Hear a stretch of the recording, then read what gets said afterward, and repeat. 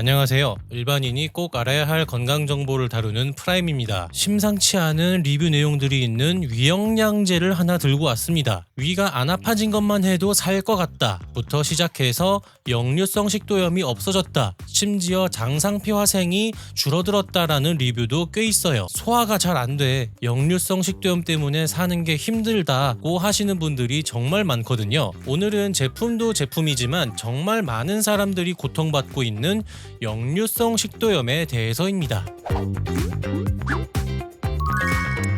역류성 식도염, GRED라고도 불리는데요.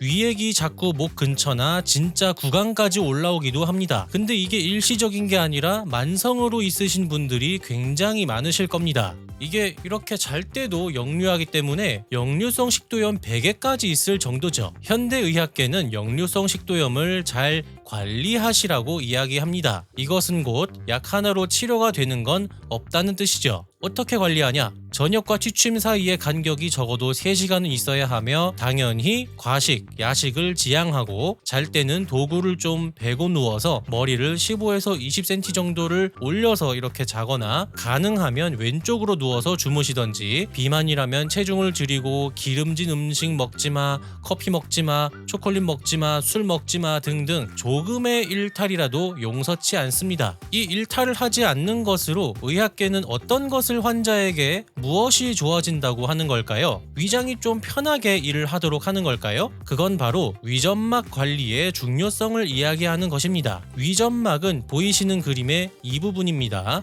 역류성 식도염은 위산 때문에 아픈 거지만 사실 당연하게도 이 위산 자체는 우리 몸에 꼭 필요한 소화 성분이에요. 문제는 이 위산이 보호를 받지 못하는 조직으로 역류할 때 생기는 자극입니다. 이것이 역류성 식도염으로 인한 통증이라고 하고요. 위산은 단백질을 변성시켜 펩신 효소 작용을 돕고, 음식물 속의 세균이나 병원체를 살균하며 철, 칼슘 같은 일부 무기질 흡수에도 관여한다고 합니다. 원래 우리의 위 안쪽은 점액층, 중탄산이온, 점막세포 방어 기전으로 위산에 잘 견딜 수 있게 설계되어 있습니다. 근데 식도나 인두, 구강, 호흡기는 이런 위산에 대한 방어 체계가 거의 없기 때문에 위산이 역류하면 화학적 자극으로 인해서 염증이나 궤양까지 생길 수도 있고, 더 나아가 식도선 암의 위험 요인으로 발전할 수도 있다고 합니다. 병원 가면 거의 대부분 PPI라는 제산제를 처방받게 되는데, 위산이 자꾸 거꾸로 올라오니까 그 분비를 줄여주는 거죠. 이 제산제를 한 달, 1년, 5년 넘게 드시는 분들이 실제로 계세요. 근데 안 나아요, 이게. 왜? 치료제는 아니기 때문이죠. 다른 약으로 피캡이라는 약이 처방된다고 하는데요. 보노프라잔, 테고프라잔, 팩수프라잔 등이 있다고 합니다. 이건 다른 일반 제산제나 PPI와 달리 첫 복용부터 빠르게 위산을 억제하며 식사와 무관하게 복용이 가능하고, 야간의 분비 억제가 더 안정적이고 헬리코박터 파일로리균의 제균을 보조해준다고 합니다. PPI보다 훨씬 좋은 약이라고 할 수 있는데 원인을 해결해주지 못하는 건 똑같습니다. 그러니까 현재는 일시적으로의 역류성 식도염이 있으신 분들께는 좋은 약이 많지만, 만성인 분들께는 지속적으로 처방되는 완화제만 있다고 볼 수 있죠. 역류성 식도염의 원인으로 여러 가지가 꼽히고 있고, 여러 복합적인 요인들 때문에 이 역류성 식도염이 생긴다고 해요. 우리 위장 위쪽에 하부식도 괄약근 LES라는 게 있는데요. 이 압력이 낮아져서 이 문이 열리게 되고 그 통로로 위산이 역류한다는 것입니다. 이거는 물리적인 기전이자 원인이에요. 위장 안에서 위산이 이렇게 출렁거려도 위에 통로가 막혀 있으면 올라오지 않지만,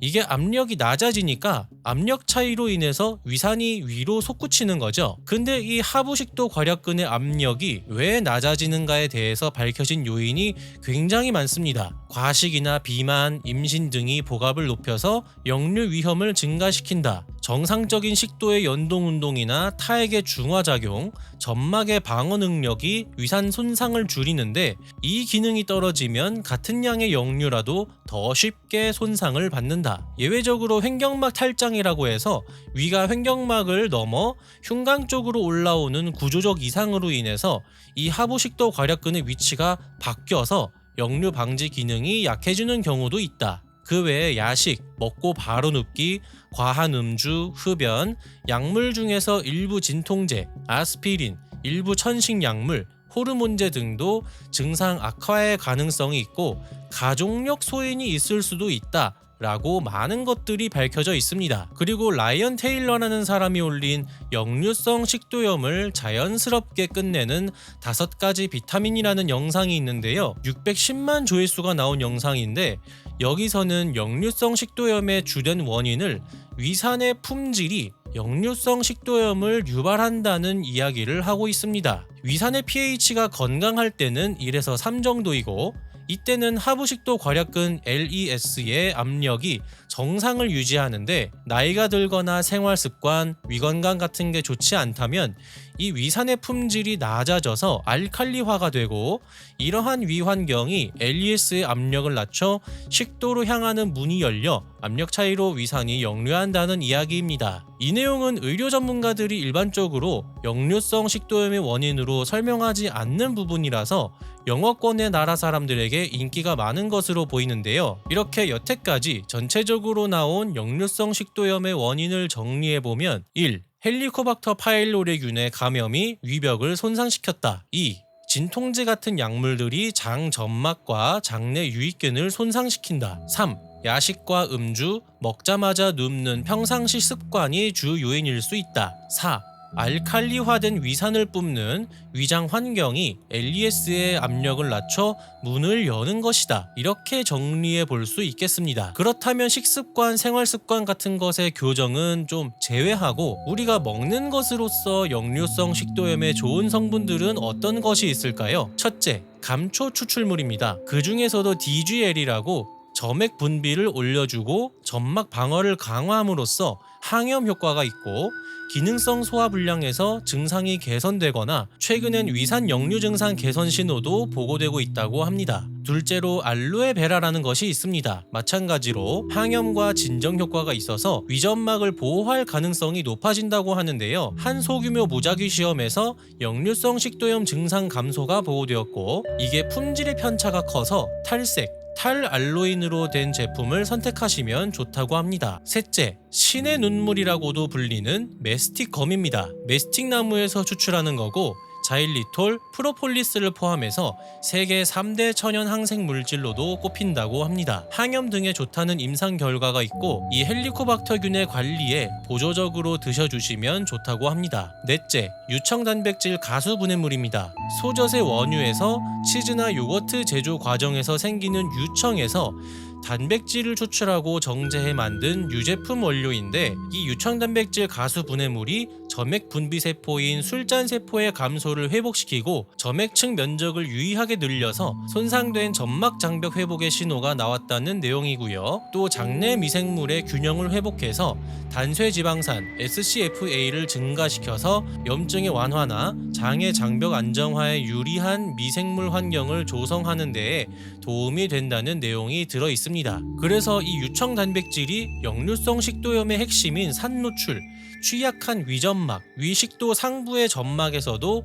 점막 방어 증강과 국소염증을 완화해 줄 수 있다는 이야기입니다. 원래는 이 유청 단백질 가수 분해물이 영아 기능성 역류 RCT에서 일일 역류 횟수를 유의하게 줄여준다는 연구 결과가 있었는데요. 성인 역류성 식도염인 GERD에서는 정말 이 유청 단백질 가수 분해물이 치료제로 쓰일 정도이다 라는 논문은 아직 찾을 수가 없는 것 같습니다. 하지만 이 유청 단백질 가수 분해물이 역류의 빈도를 줄일 수 있다는 컨셉은 시사할 수 있다고 볼 수 있습니다. 그럼 이 성분들을 음식물로는 드실 수 없으니 담겨있는 제품으로서 드셔야 하는데요. 역류성 식도염이나 소화불량 때문에 아주 오랫동안 고생하시는 분들께서 항상 따라오는 말씀이 이거예요. 진짜 안 먹어본 게 없다. 왜냐하면 우리 인간이 사는데 가장 중요한 먹는 것에 관여하는 일상에 엄청난 영향을 주는 질환이기 때문에 이거도 먹어보고 저거도 먹어보고 이렇게 하시는데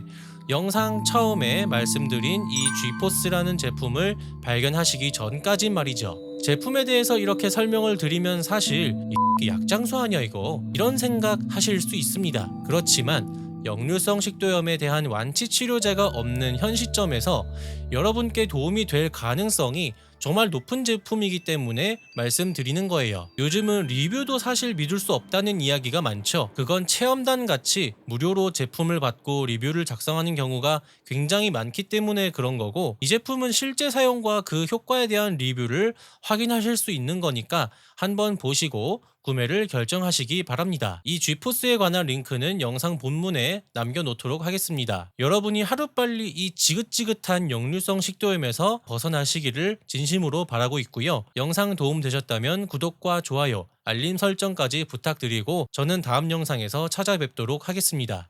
감사합니다.